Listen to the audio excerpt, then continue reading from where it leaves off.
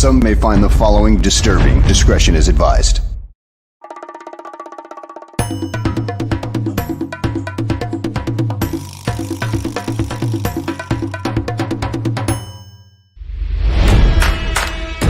Never before in the history of sports podcasts have two men brought you opinion and analysis like these two.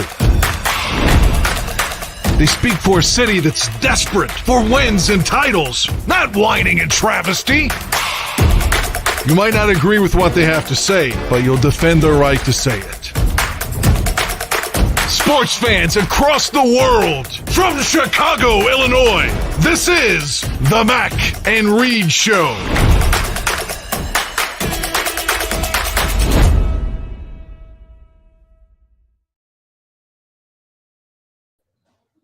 Where's my face saying good evening, everybody? Welcome into the Mac and Read Show right here on the Barroom Network. My heart stopped again. Follow us on Twitter and Instagram. I'm at the Real Live Mac. Follow Ross at Ross Read. Of course, follow the Barroom Network at Barroom Network. And in case you've missed any of our previous shows, they are on YouTube, Spotify, iTunes, wherever you get your shows and media. We are live on YouTube. Please chime in if you'd like to. We'll be talking about a lot on the show today. It is the holidays. Happy holidays to all. We'll be talking about football at length. We'll be talking about the Chicago Bears, fresh off the bye week. And they need it going into a big game against the Eagles. Really not a big game for the Eagles or the Bears, maybe in the tanking sort of things, but the Eagles already clinched a playoff. The quarterback narrative we'll talk about. We'll talk about the storylines around both teams at length. We'll talk the rest of the NFL, MVP race, all those good things. The Bulls just sort of they're teetering on free fall, right? Where they just are losing some bad games and they're just not looking good. Not looking good. We want to shake up at this before this trade deadline for sure. We'll talk the rest of the World Cup preview. We'll talk about trending topics and surprises along the way. There he is, Mr. Ross Read. How you doing? How's your week going? I'm good. Taking off my hoodie because it's too warm in here. Go ahead. Yes.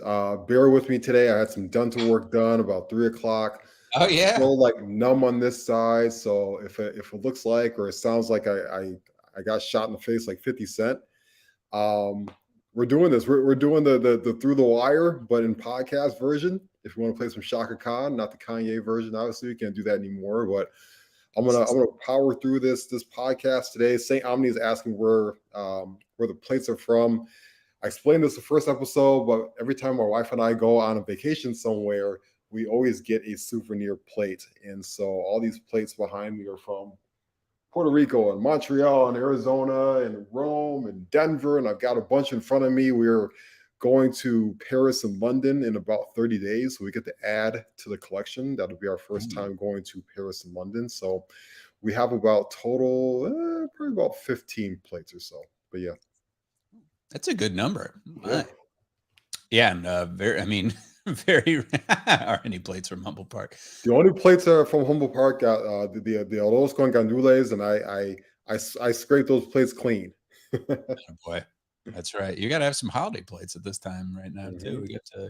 We dusted off our Christmas plates, and again, happy holidays to all. So let's dive into it. We'll be talking about the Bears to lead off, and not too much news as far as them, taking the bye week and making sure that the young guys are healthy. As far as Jaquan Brisker and Kyler Gordon, wanting them to be healthy. Justin Fields, obviously, very important that he gets his rest before facing off against a really well-balanced Eagles team. Some might call it the best in the league right now. They seem really unstoppable. They just hung 48 points on the Giants.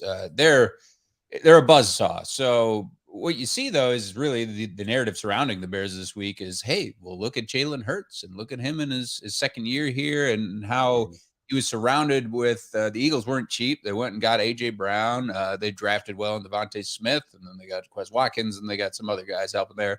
But that 1-2 punch of Devontae Smith and A.J. Brown is just impressive enough as is, coupled with Jalen Hurts. He's doing all the things you want Justin Fields to do with a great offensive line, of course, a future Hall of Famer, Jason Kelce, anchoring that line in front of him and just went out beyond that as far as guards and tackles goes. But the narrative is certainly that Justin Fields could have this type of production and lead a high flying offense, Eagles offense, similar Eagles offense, like they've been doing, and hopefully they would be able to do it as soon as next year.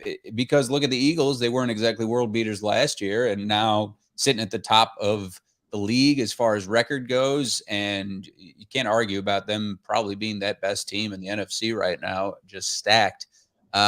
So as far as that's concerned, we'll talk about the matchup shortly, but do you would see that jump as far as Justin Fields going into Jalen Hurts category, right? I think we all see it with just a little bit of tweaking, right, Ross? I mean, yeah, the talent is certainly there for Justin Fields, right? We don't doubt that. It just comes down to, can Ryan Poles put this roster around him to be able to do that? And credit to what the Eagles have been able to done in such a short period of time. I remember even last year during the playoffs, Jalen Hurts just did not look good against that Tampa Bay Bucks team, and they went out in the offseason, and they did what they needed to do to get the right pieces around him. AJ Brown is a huge, huge addition to that situation. He just opens everything up for Jalen Hurts and the rest of that offense. And then they have an elite defense. They've got a great pass rush. They've got a great secondary, and so they're putting Hurts in plus territory on short fields to be able to go down there and drive the football and score. And so they have given you the blueprint, on how to turn this thing around sooner than later. And these are two teams on Sunday heading in opposite directions, but you hope that the Bears can kind of look at them and say, this is exactly what we want to be like going into next year and beyond. Yeah, absolutely. And I mean, they're undefeated away right now. Jalen Hurts just on fire. He's in that MVP conversation, certainly. And you talked about the defense, and it's important to note that you've got to be really well balanced in this league, and they have it in spades. I think the only thing going for the Bears would be the fact that it's a home game, and they've been competitive. They've lost some close games. Just look at so many heartbreaking games that they have lost this season, which is for the greater good as far as tanking purposes and hopefully getting a top draft pick or trading that pick, something like that. So, obviously coming off the bye week, you want Brisker and Gordon and Fields and these younger guys in the receiving core more healthy going out into this game against the Eagles and being at relatively full strength. The offensive line has been, shifting around, Tevin Jenkins and company. What are you looking for matchup wise? Is there any particular, storyline? Obviously the quarterbacks is playing on opposite sides of the field, but what are you looking for as far as, some growth out of this team going into this Sunday matchup? Yeah, I think you're looking at how is the offensive line going to be able to stack up against this great Eagles defense in their front line, right? Josh Sweat, guys like that on that front line and been playing outstanding all year round. I want to see Alex Leatherwood continue to get more snaps at the right tackle position and see if he's a piece going forward. We talked about this last time we did the show, but is he going to be a piece that we can use going forward so you don't have to maybe address another need in the draft? You want to continue to see Tevin Jenkins get continuity at that right guard spot. You want to be able to see Braxton Jones continue to take a step forward at the left tackle position. That to me is the most important thing going forward. Can those three guys be able to be a piece long term on that offensive line? Everything else, it's good to see Brisker and Gordon back out there just because concussions, you never want to play around with that. And so to see those guys kind of bounce back means that they're in a good place going forward. You want them to be able to stay healthy and finish out this season. And then always it's Justin Fields. I mean, that's what we're looking at for the rest of the season is we want to see him being able to still stack good performances together, but also stay healthy. Because he has to, the last thing you want to see is, prayers out to Kyler Murray, what happened to him Monday night. You just don't want to see something like that happen in the last couple of games in the season. That would be absolutely catastrophic, in my opinion. So we want to see Justin continue to ball out, but get him out of these games going forward as healthy as possible. It's the highest scoring team in the league as far as the Eagles are concerned. They're tied for second in rushing yards. The Bears are tops up there as well. It can get ugly very quickly. We haven't really seen the Bears been blown out, in a while here. So for me, I agree with you. I'd certainly like to see a bit more of what you have in Alex Leatherwood. You continue to see a Pro Bowl season from Tevin Jenkins and the rest of this team. The receiving core has just been so tragic, like whatever adjective you want to use to watch. You thought that there was a little bit of promise, but you knew going into it with Darnell Mooney as your number one wide receiver, you weren't guaranteed this to be a great offense, especially with Justin Fields in the second season starting. But you want to see what you have in Velus Jones. Absolutely. We want to. You're going to open up that playbook because, like I said, this team is so high scoring as far as the Eagles are concerned. You're just going to have Justin Fields throw as many times as he's thrown this season. I don't think you can get it done if you want to hope to make it at least close. Throwing it 25 times, something like that. Open it up. Let the young man throw. He's done it before. Why can't he do it now? He can. I mean, I guess, you know, the flip side of that is we saw what happened at the end of his last game, right? And you know, a route was run as poorly as possible, and it ended into an interception. So, but I agree. I want to see Justin. I want to see Justin continue to use his entire tool set for the rest of the year. And what I loved about him last game that he played was his ability to evolve as a passer. He was stepping up in the pocket a lot more. He was scrambling around, but still had his eyes down the field and was able to look for guys on the field. He was throwing more anticipation throws. The deep ball looked beautiful. That's something that was kind of lacking early in the season. So let's see if he's able to continue to put those things together. I don't feel really good about it against this Eagles defense because they are absolutely outstanding. They've been crushing teams all year round. You know, Aldo puts an interesting question out in the chat. You know, who do you prefer at quarterback? And I think right now if you have to look at the pieces around it, and you have to lean towards Jalen Hurts right now. He might be he's right now the MVP favorite, but that also shows to you how good this roster is around him because he did not look very good last year. I think the ceiling is much higher for Justin Fields. I think if I were to take this Eagles roster with Justin Fields, Justin would probably look a little bit better than Hurts because I think Justin is a more dynamic runner than Hurts, and I think he's a better passer than Hurts. But I'm not taking anything away from Jalen Hurts. He looks outstanding this year. He was putting dimes out there again on Sunday. Granted, it was against the Colts, who stink, but you know, again, this is why the Bears have to go out there. And I love Chase Claypool. I like Chase Claypool. And I like Darnell Mooney and I like Cole Kmet and stuff like that. But you need a true number one receiver. And all the great quarterbacks in the league have them, right? Burrow has them, and Mahomes has them, and Herbert has them, and so on and so forth, right? Even Tua Tagovailoa kind of has two of them. So the Bears really need to go out there in the offseason and by any means necessary, see if they can find themselves a true number one wide receiver because it's going to be huge towards Justin's growth going into 2023.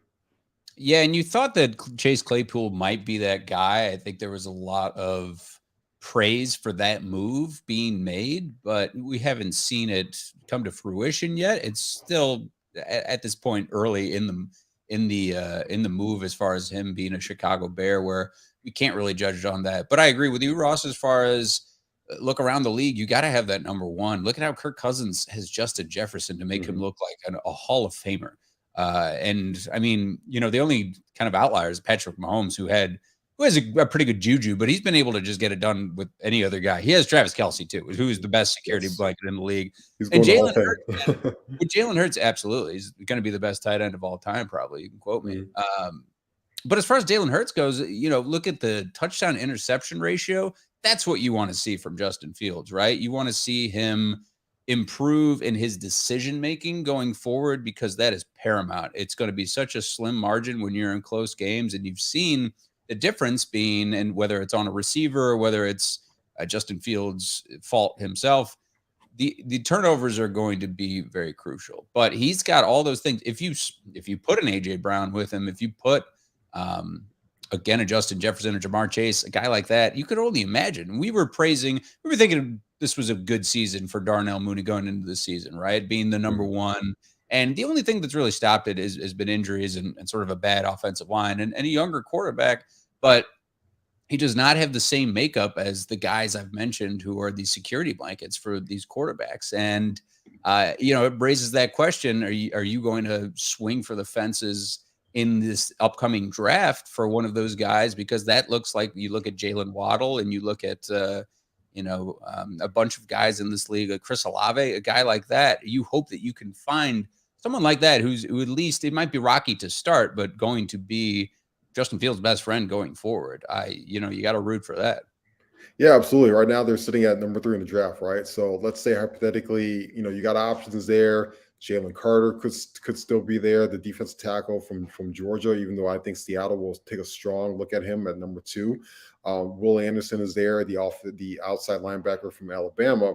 But to this point, if the Bears do decide to trade down from that spot, now you're starting to look at like a guy like Quentin Johnston, who is a huge big body wide receiver from TCU. He is the best wide receiver in this draft. And if you make yourself down to around the area of 6, 7, 8 in the draft for somebody that maybe wants to move up to take a quarterback, he is a perfect complement to Justin Fields.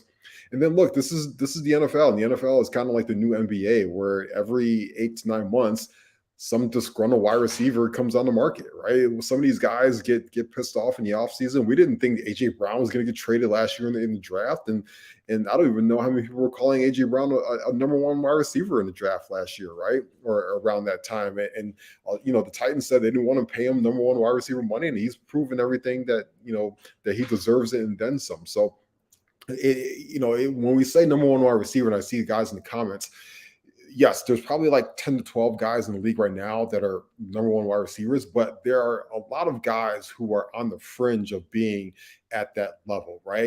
Even a guy like Amon St. Brown in Detroit, nobody's going to call him a number 1 wide receiver. Guess what? He's got like 83 catches and almost 900 yards. He's going to finish over 100 receptions and over 1,000 yards and close to 10 touchdowns. That's damn good for being in that offense with Jared Goff. So we'll see who's going to be available in the offseason. I don't really want to speculate names right now. Some people are saying DeAndre Hopkins to Cooper Kupp to DJ Metcalf to so on and so forth, right? We'll see if anybody's available in the offseason. Hopefully the Bears can maybe pounce on one of those guys. I don't think so, because I think they did trade a lot for Chase Claypool. They traded a high-end second-round pick, which is almost like a first-round pick. But they might be able to trade down from the first round and be able to recoup some draft picks and then take one of these stud wide receivers at the top of the draft. Yeah, and Saint brings up a good point in the comments too. As far as the Bears' history, you look at Kevin White most recently and just what a miss that was. But injuries aside, it couldn't really predict that. And then Alshon Jeffrey, couple Pro Bowl caliber seasons, and then kind of fizzles out. So you want a true anchor for this offense, and again, that security blanket for Justin Fields going forward. And there's just a myriad of issues, as we know, and it certainly serves the Bears to lose that game, which I really think we'll give predictions shortly that they would. Spoiler alert. As we see the spread and the money line right here. But I agree with you, Ross. I need to see a little bit of the offense take that step and take some swings as far as the offensive line goes. It's going to be tough to see how they match up against this tough Eagles pass rush. And then you're going to be playing from behind for a lot of the game. And I want to see Justin Fields improve on the decision-making. But also, what do you have to lose at this point in the season? In a losing season, these reps are going to be important against top caliber talent and better defenses.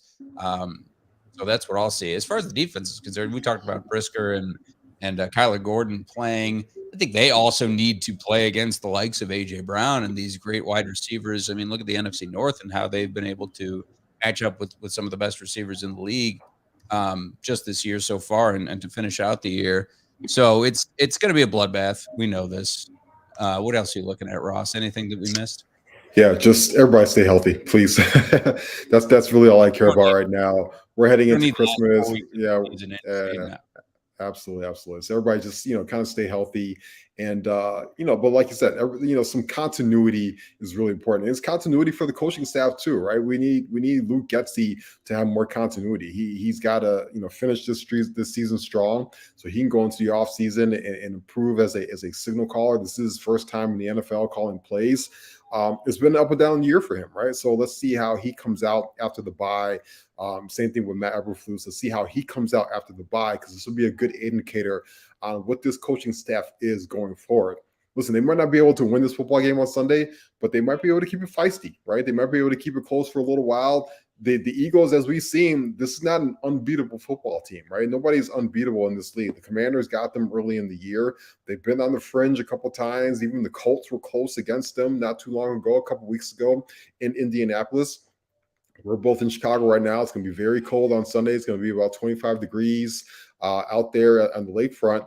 And, by and large, this is a pretty well-rested Bears team. They've got some injuries. Maybe Chase Claypool's not going to play, but it wouldn't surprise me at all if they kept this game close. I think the spread, like Aldo had on screen, was at Eagles -9. If the Bears were to at least cover that, it wouldn't shock me at all. And listen, if it's worth your $10 to put it on there for plus 321 for them to win on the money line to give you an extra incentive to watch that football game, you can spend $10 worse this time of year. Your Oberweis eggnog is $10 right now. It's inflation. It's a travesty. It's some bullshit. Prediction then. What do you got as far as the score goes? Obviously, the Eagles, they're averaging about 30 points a game. It's going to be high scoring. It'll force the Bears into the 20s. I think the Eagles might get into the 40s for sure. Yeah. I talked all that shit, but I got Eagles 35. I got Bears 20. and I think the Eagles will probably cover.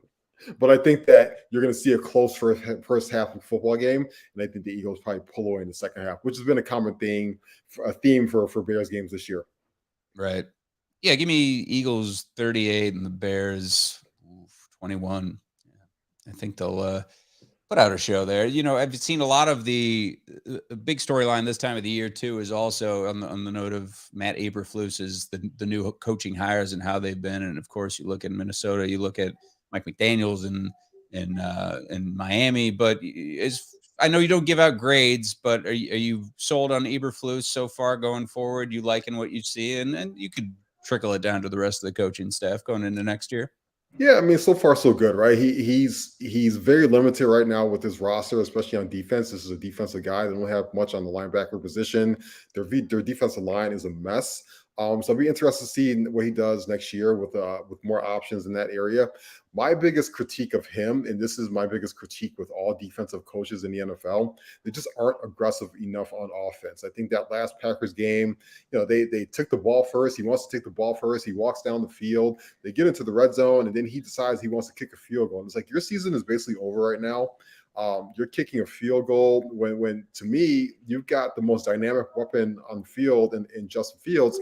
I want to see him be able to go out there and see if he can get that ball in the end zone. And then lo and behold, the Bears essentially lost that game off of a field goal, right? Off of Cairo Santos field goal that they end up missing. And it's like, I want to see you try and use Justin Fields to your advantage and see if you can get 7 points in those opportunities where you settle for 3. Because that's what Andy Reid does. And that's what Kyle Shanahan's going to do, and a lot of these other coaches in the league that you're going to have to eventually go toe to toe with going forward. Yeah, I've liked what I've seen from Matt Eberflus. He has been in a lot of close games, and it's all upside, right? With a good young quarterback, sky's the limit, and certainly, looking at the opposite end of the spectrum or similar cases, Mike McDaniel's getting Tua Tagovailoa in his first year, and then having this great plethora of wide receivers around him, a good offense, one of the best in the league. But I take Eberflus right now, and I think there's going to be balance in the future. I think coupling with Ryan Poles, and we'll talk about just Chicago management, who's closer to championships in a bit here too. But I think with Ryan Poles that they can really make a splash as far as this draft goes, and then in free agency, because it's as we've talked about, the upside to this losing season is you're going to get a high pick in the draft finally after the Khalil Mack trade and all those first rounders are gone. And you got a lot of money to play with in this next offseason. So you got to be smart about it, certainly. But I really do have faith in these two right now. I know it's the first year, but I think it's hopefully turning this good. This is the Bears. This is the Bears fan in me every fucking season, though. So there you go. Let's talk about the rest of the NFL. Unless you had a pin on that. No, I mean, listen, we got to give Ryan Poles the benefit of the doubt right now until he proves otherwise, right? So I think he had a pretty solid draft, minus maybe the Velus Jones pick. We'll see what he's able to do with this offseason. Yep. He's got a ton of money. He's got $100 million in cap space. He should not be outbid. If he has one or two guys or three guys that are on the top of his wish list, he should not be outbid by any team. The Bears have more than enough money to spend this offseason, and they don't really have a lot of guys in their current roster that need extensions, right? Probably Darnell Mooney, and I would even wait another year on Chase Claypool, right? It doesn't hurt you to wait another year on that. And then this becomes one of the most important first-round draft picks in a long, long time. They have to hit this first-round pick, and in my opinion, you need to have a superstar to match Justin Fields, and it's probably going to come on the defensive side of the football, and I'm okay with that. Oh, wow. Defensive side. Well, we shall see. Yeah. All right. NFL, I got to go all the way back to this past Thursday. We saw Baker Mayfield, and now in a new home. That's pretty awesome storyline for a guy who, he's a Heisman winner. And I don't know, I root for the short guys, the short kings, and how how he just was pushed to the side as far as his Cleveland experience goes. But I mean, good for them. We love an underdog story, and to get thrown in like that. I mean, look at Brock Purdy too, and for him and for the Rams in a losing season like this, coming off the Super Bowl, that's best case scenario when you beat the Raiders too, which is kind of like a faux rivalry. But I mean, the Bengals coming off their 5th straight win this past Sunday really stood out to me. The Lions winning 5 out of their last 6. This most recent one against the Vikings, they showed up for that, and they again continue to be a scoring machine. And Jared Goff is looking really good, Pro Bowl caliber quarterback there. The Eagles, as I mentioned, they've clinched a playoff berth when they just beat the tar out of the Giants, hanging 48 on them, and that might be a preview of what's to come for the Bears. The Ravens have lost some weird games this season, but they've had Lamar Jackson injuries to deal with and trades, but they're still winning, and they're at the top of the division, tied with the Bengals. 49ers, they won big against Tampa with Brock Purdy. That was super impressive.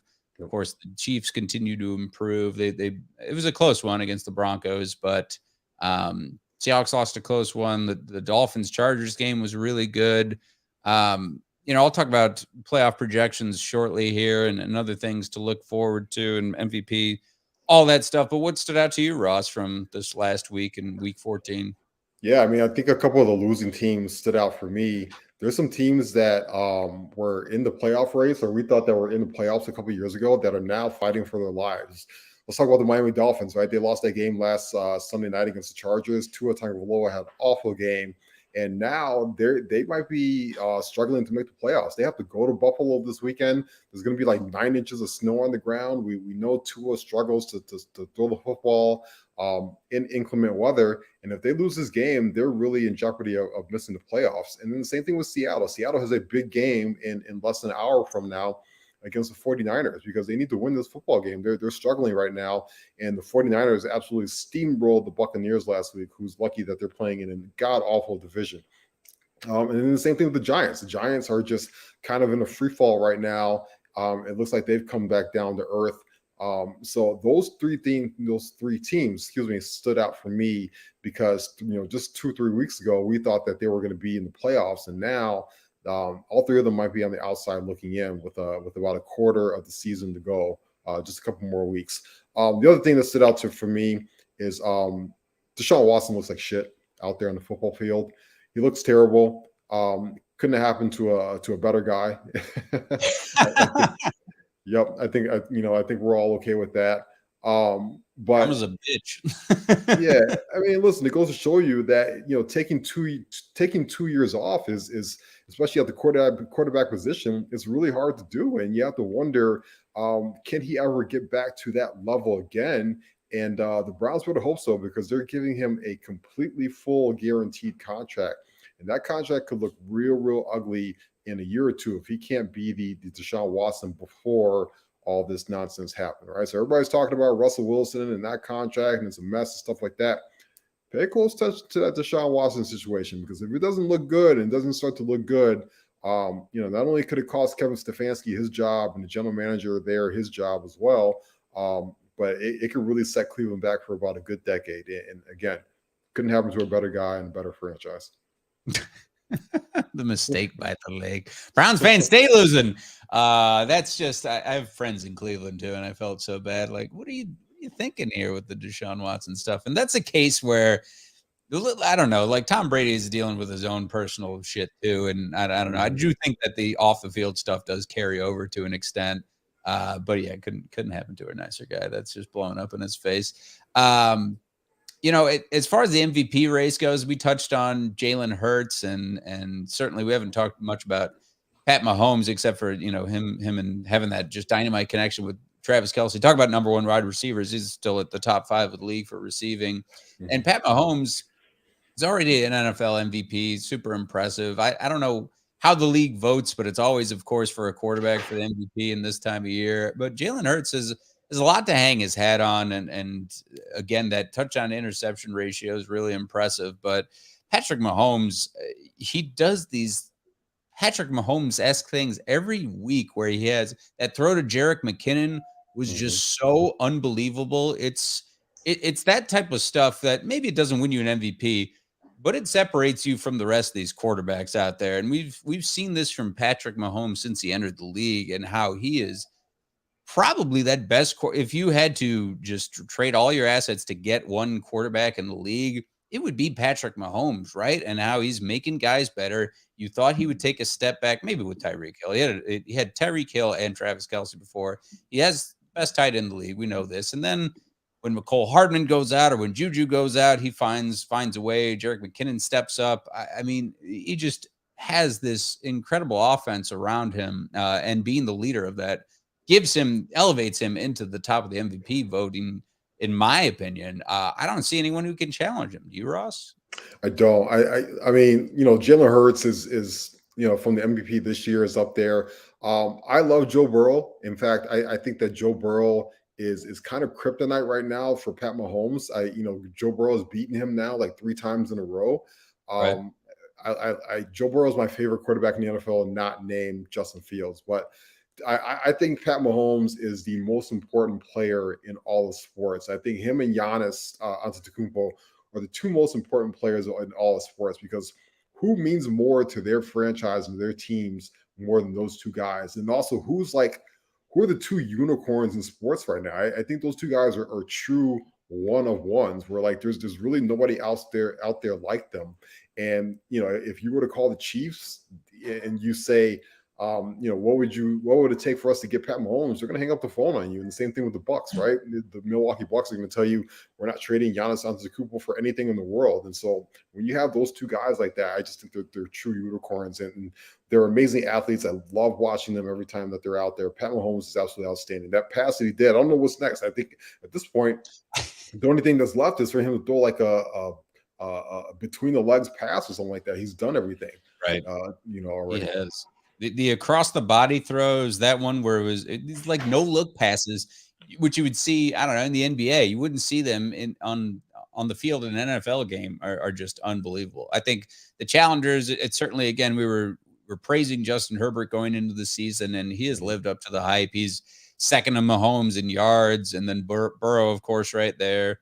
But man, just Mahomes, as far as stats, you can't discount him and just put him in there right away. He's the first to 30 plus touchdown throws in the league right now. He's just super impressive. And you wish that you had a guy like him on the field. You see that Justin Fields, what he can do, and hopefully emulate those types of things. And looking ahead to this next week, it starts off today, of course, with 49ers and Seahawks, which has potential for a pretty good one, right? I think obviously the 49ers, which we didn't talk about too much, and Purdy looking like a Hall of Famer, his whole family, that was a good story.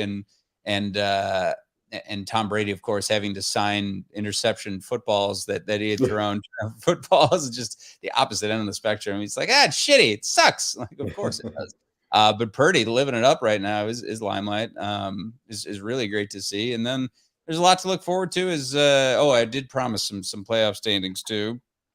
And it's getting tight though. As I talked about, the Ravens making a late push here, the Bengals off that 5-game win streak, the Titans, they have that benefit of the shitty division. So right now the AFC, you got the Bills at the top and Chiefs, they're both wanting that bye.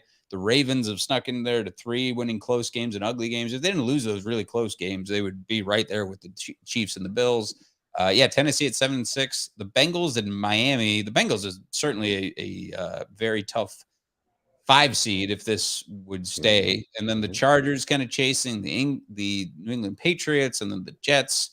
They're all at 7-6 right now. In the NFC, we saw that the Eagles were the first team to clinch. The Vikings are the fakest 2 seed that ever faked it before, as we saw against Detroit. Maybe that's just the divisional rivalry. Who knows? But we saw them play against the Cowboys too, and they got thumped. But San Francisco looking good at 9-4. We'll see what happens when Garoppolo comes back. We got Tampa Bay 6-7 as the 4 seed, as that division is trash. We see a theme here.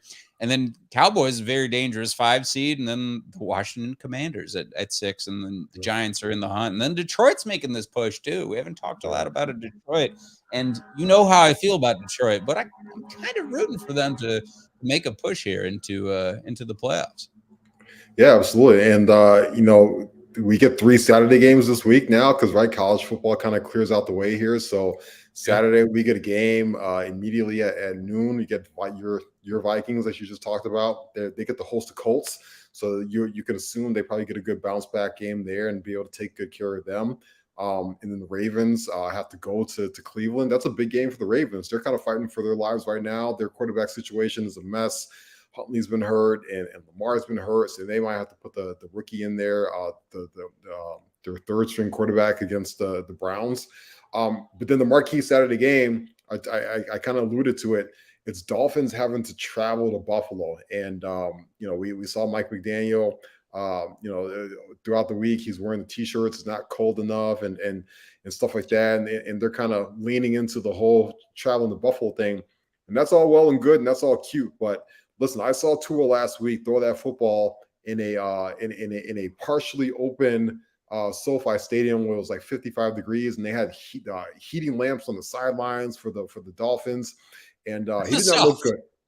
He did not look good out there, and so I get really worried about how he's going to be able to travel to Buffalo tomorrow and play that football game and play it well. I think the Bills are going to beat the crap out of the Dolphins, and this is a game that the Dolphins really, really need.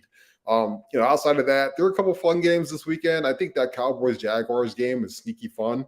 Cowboys have to go to Jacksonville. Trevor Lawrence is really starting to pick it up right now to me as a damn good quarterback. The league is in last week. Yeah. Good hands going forward with Trevor Lawrence and Justin Fields from that draft class. And big game. We talked about Joe Burrow and the Bucs kind of need to win this football game because they could let somebody like the Saints or the Panthers back into this division, and all of a sudden you got to host the red hot Bengals in Tampa Bay after you just got your butts kicked by Brock Purdy last week. That's a tough spot right now for the Buccaneers. So week 15 is fun. I know this is a fantasy football weekend for a lot of people. Good luck to you. Yeah, good luck to you. Set your rosters accordingly. Look out for those injuries and stuff like that. You don't have to wish me luck. We're in the same league. We are. You know where I am. Yep, I got a bye week this week, thankfully, so I don't have to even worry about anything this weekend. No one cares, Ross. It's fine. Thank you. I know. The way fantasy football teams are like your dogs. You love your own, but nobody really cares about yours. No one. I don't want to see fucking pictures of your team and all that. Yeah. No, but it's gonna be another good slate. Thankfully, no bye weeks this week, so we got all teams in action this week. I love Saturday NFL action.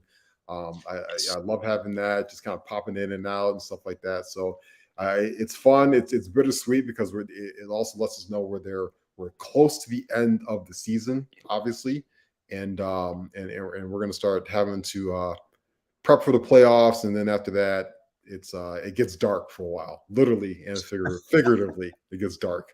We get into the abyss. Yeah, it's all bad basketball with the Bulls, and the White Sox and Cubs have not done a goddamn thing in free agency. They're sitting on their hands right now. Really, just ridiculous. A lot to look forward to as far as NFL Saturday action, and then we get Thursday, of course, tonight, and 49ers Seahawks is going to be good. But at this point, there's a lot to look forward to, and just soak this in because it will turn into only basketball before you know it. And to that end, let's transition to the Bulls, which is a very tough transition. And they're Pretty bad, as it was expected with injuries and with just all sorts of, I don't know, things working against them right now, not at full strength. And this team coming off a season last year where you saw there was a little flash. You saw the pieces in Levine and DeRozan. In some games, it would be just incredible to watch. And then, a game like the Knicks game where the Knicks won 5 straight and they were on the losing end of that, at the most recent game yesterday, which was good for the most part in an overtime game. And what can you do about that when Jalen Brunson went off and Julius Randle? But this same narrative just continues to go here. And kind of tying into that, before we even talk about the Bulls, is I've seen this question posed a lot. I'm curious, Ross, is with all the GMs in town, I think, with AK and with Mark Eversley, and then just management as in general, and you look at the Cubs and the White Sox and Ryan Poles and the Bears right now, who do you favor over the others right now? I think, with Poles, it's the first year, you give a little benefit of the doubt. AK and Mark Eversley, you give a little bit of this. The Cubs, for some reason, don't want to spend money. They must have spent it all in Wrigleyville. The White Sox kind of, trying to spend money, but this was the same thing in the offseason last year where they didn't do anything, and they probably should have swung for the fences, and now, pun intended. And then you see they let Jose Abreu go, and it's just those two, the baseball franchises. I will answer my own damn question and say, I don't know what they're doing, because they can just sit and have ticket sales go through the roof anyways, and just, sit on that. But I think between the Bears and the Bulls, it's got to be one of those GMs, right? Yes, I mean, I would give it to Ryan Poles, to be honest with you, because he has the best player. So anytime you have the best player, Got a franchise quarterback, yeah, and coincidentally, that's not even the player that he drafted. That's a Ryan Pace pick, right? But he has the best player out of all these guys. He's got the real true superstar, in my opinion, but he also has the most resources. He has the most cap space, and he has the best draft pick going into this offseason. Right? So I put my faith in him the most. I think he has the best to build off of. My second pick is actually Rick Hahn. I think that Rick Hahn is actually a solid general manager. That the White Sox have been to the playoffs multiple times. They under his watch, I think that he's put together a solid nucleus. I think he just has a dipshit for an owner. Anybody that knows me as a White Sox and Bulls fan knows I absolutely detest Jerry Reinsdorf, and he's a big reason why those two franchises are where they are. Yeah, he's very cheap. Arturas Karnisovas, I want to put trust in him, but Patrick Williams is turning out to be a very mediocre basketball player, as everybody's saying in the comments right now. I said when they signed Lonzo Ball, I was not a fan of it because I thought that he was very injury prone. I didn't think he was worth $20 million a year for a guy that really couldn't complete a season. And let's look at the Vucevic trade, right? Like all of a sudden, they traded him in, and he's making over $20 million a year. And Wendell Carter Jr. has become a solid player on a much cheaper contract. The Magic drafted Franz Wagner with the pick that they got from the Bulls, and he is a budding all-star player. He will make an all-star team at this point, and they still have a top 4 protected pick for this year from the Bulls. And so that's just an awful trade. He got fleeced on that trade. And so I get worried about that as a general manager going forward. Also, I get worried that he's again going to be handcuffed by the owner, who's not going to want to blow this whole thing up, right? Because he wants to put butts in seats at the United Center. Came out this week that Forbes named the Bulls the 4th valuable franchise in the NBA right now. And I just don't think that the Bulls are going to want to tank and do the smart thing, which is probably trade DeMar DeRozan and trade Vucevic and trade these other pieces and try and get into the Victor Wembanyama sweepstakes and just press the reset button.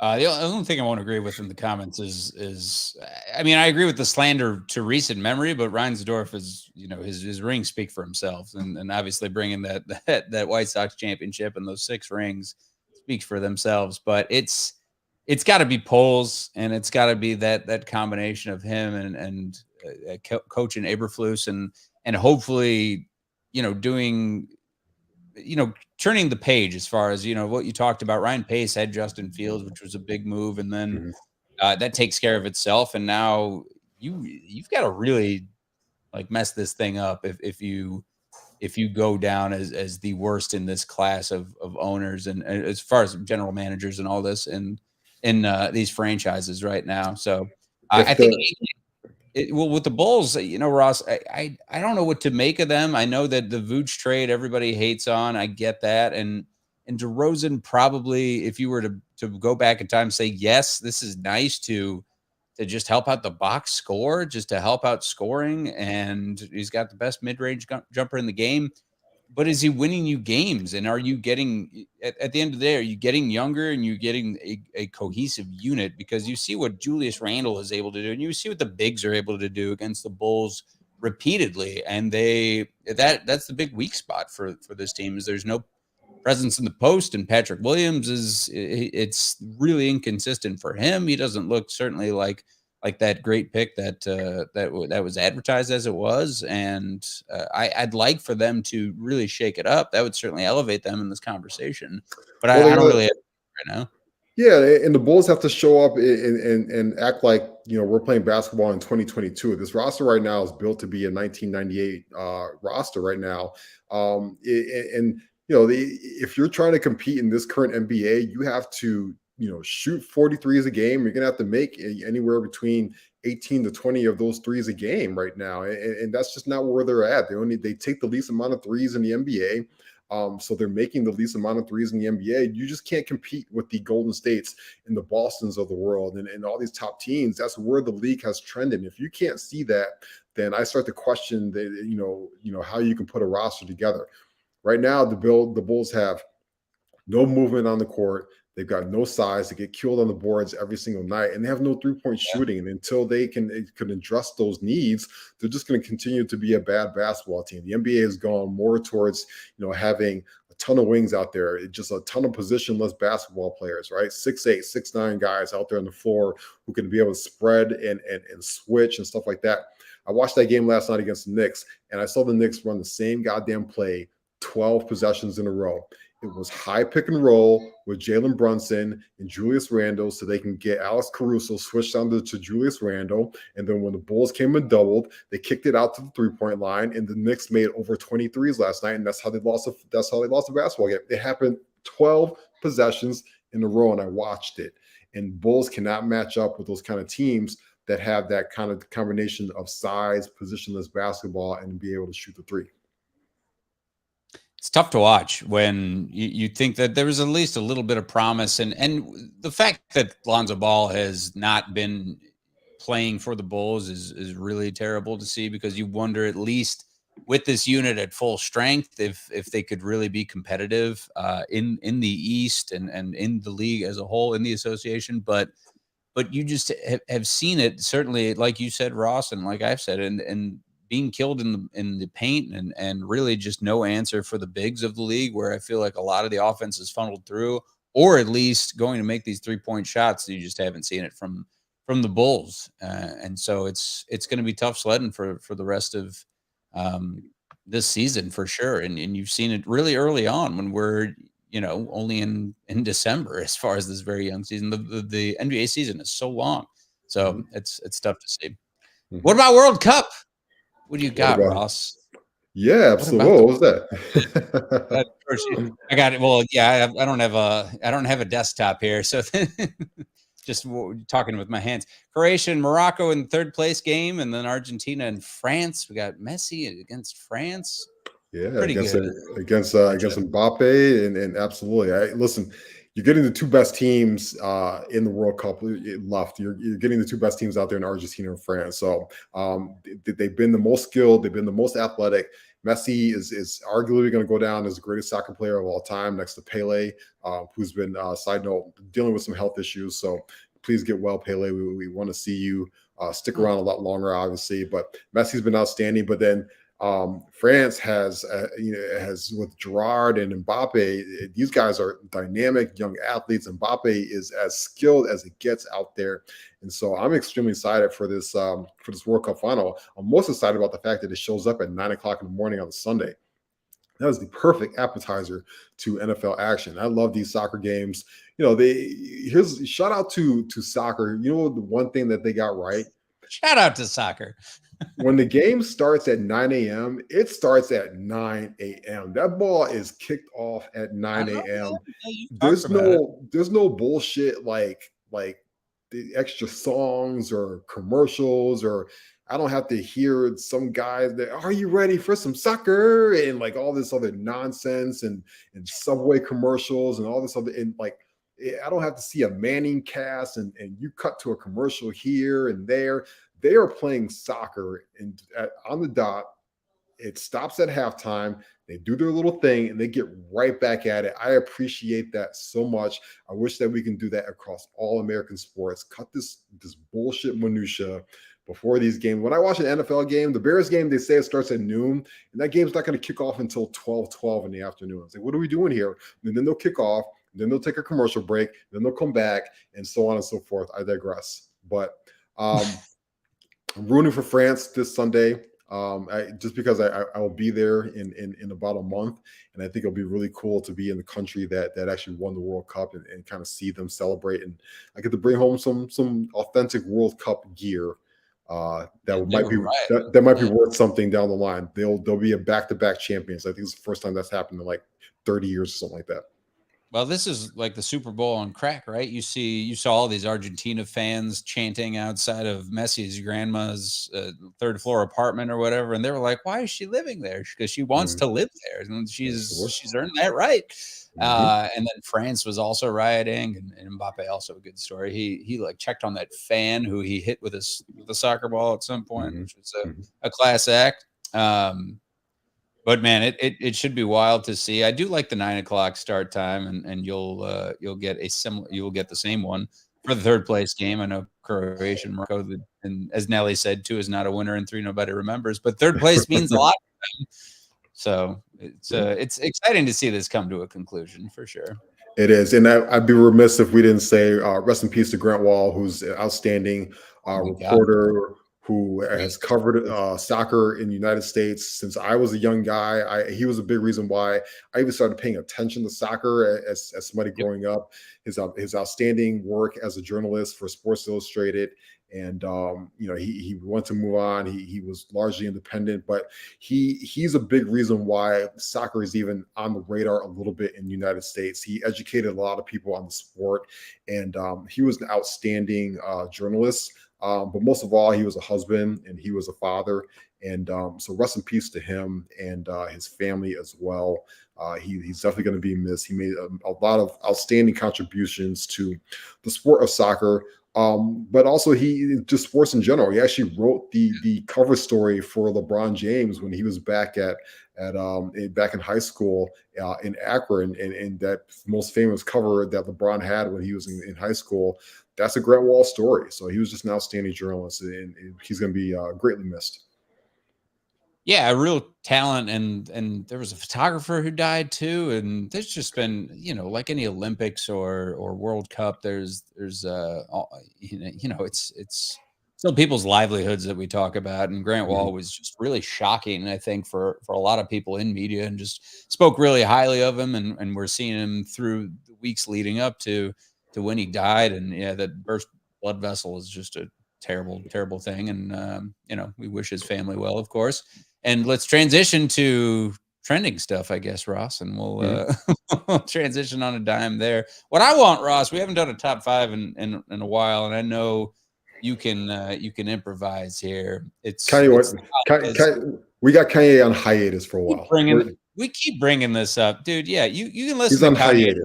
You can listen to Kanye at home in the dark and working out or whatever, but you can't go in public and listen to Kanye. It's like a lot of your shit like that. I want Kanye to work on his mental health, and obviously, speaking of mental health, rest in peace to Stephen Twitch Boss, who was the outstanding dancer, DJ for Ellen DeGeneres, right? We know obviously how he passed away. So I want everybody to work on their mental health now, finishing this year, going into the new year, and keep that an ongoing topic.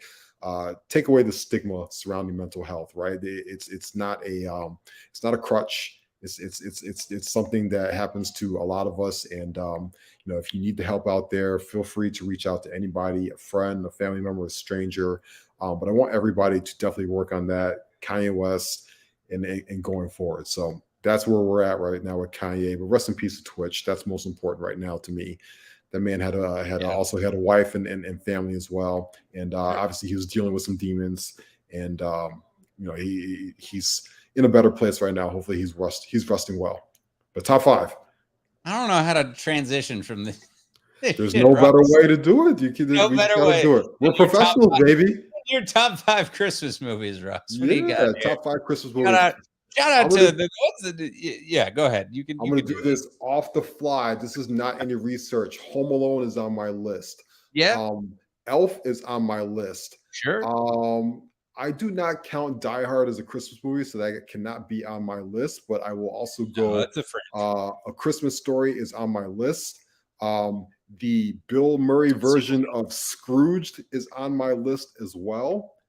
And number 5, what would be number 5?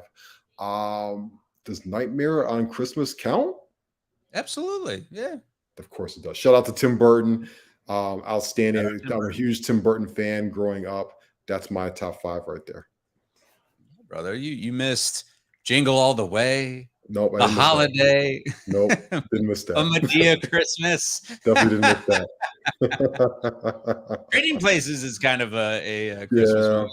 Yeah, it definitely is. It is. Absolutely. I mean, Dan Aykroyd eating like salmon pulled out of his jacket in the subway is still an all-time best moment in comedy. Yes, I think The Grinch is up there. You could put the short version. The Jim Carrey just being in character is so wild, and how well he did the Grinch. But my top 5 is. I prefer the new Grinch that came out, in large part because Tyler, the Creator, as we both love very much, did the soundtrack for that, and it's just an amazing soundtrack scattered throughout the movie. So watch the new animated version of the Grinch. That's outstanding. My son loves that movie.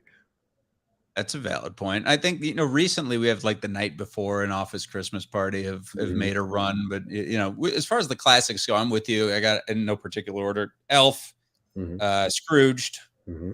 Bill Murray, come on. Nightmare Before Christmas, Home Alone, and Christmas Vacation. Yes. With Chevy. Come on. Yes, absolutely. Shout out to Beverly D'Angelo as well, who's in that movie, and Randy Quaid. Beverly D? Because she looks. Hey, listen, she looks great. She was great in those movies, and Randy Quaid is awesome. It's a Wonderful Life is one of my mother's favorites, along with Miracle on 35th Street. When I was in New York City a couple weeks ago, just walking past that Macy's kind of brings back the nostalgia of that movie and stuff like that. In a side note too, if you guys haven't watched it yet, not a Christmas movie, but Guillermo del Toro's Pinocchio is on Netflix right now. Top 10 movie of the year. It's absolutely outstanding. Animation is terrific. Oh, wow. The writing is terrific. It's a fun movie. Be careful around your little kids. It's a little creepy. But it's an outstanding movie, and I can't wait to go see Avatar. I know there's not a lot of Avatar buzz right now, but we've waited forever for this. Hey, but listen, I promise you, it's probably going to be the most beautiful movie we've seen in like 10, 12 years. And as somebody that's bitched and moaned about all this Marvel CGI and all this nonsense, I can't wait to actually watch the master, Jim Cameron, bring us back a true action film again. He is the true master of the action film, from Terminator 2 on down to True Lies, and obviously the first Avatar on Titanic. I can't wait to watch this. It's the combination, his direction and the way he was able to just pioneer that type of technology. I remember seeing that for the first time, as far as Avatar goes, in IMAX, and I was like, oh my God, what have we been missing here? Between that and the Dark Knight were like similar times. We've been waiting a long time for Avatar. Pinocchio, I should not show Lily. Okay, I won't show my daughter that. Don't show her that yet. Show her the Disney version, not this version. Although to answer your in comments, the first part of True Romance was in Detroit.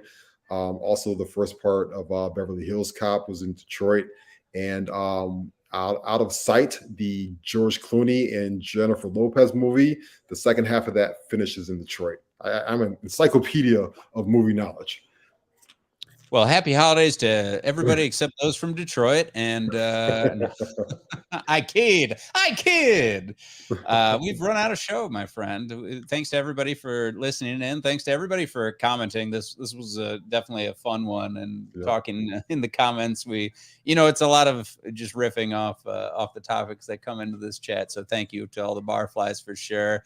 Remember to check out all our previous episodes. If you missed any of this one, it's going to be on YouTube. It'll be on Spotify, iTunes. If you want audio only, check out all the previous Mac and Read episodes. And be sure to like, subscribe, follow the Barroom Network, follow us on Twitter, follow me at the Real Evan Mac, follow Ross at Ross Read. And remember, there will be science fiction tonight, I think. Aldo didn't plug it, but I'm sure there is. I don't know what they're talking about, but I like those guys. We'll cross Maybe it's Avatar. Oh, here he is. A thumbs up. Maybe it's Avatar. That's all we need. It could be Avatar. It should be Avatar, right? It should be Avatar. So for now, everybody be good to each other out there. We say deuces. So long. Peace.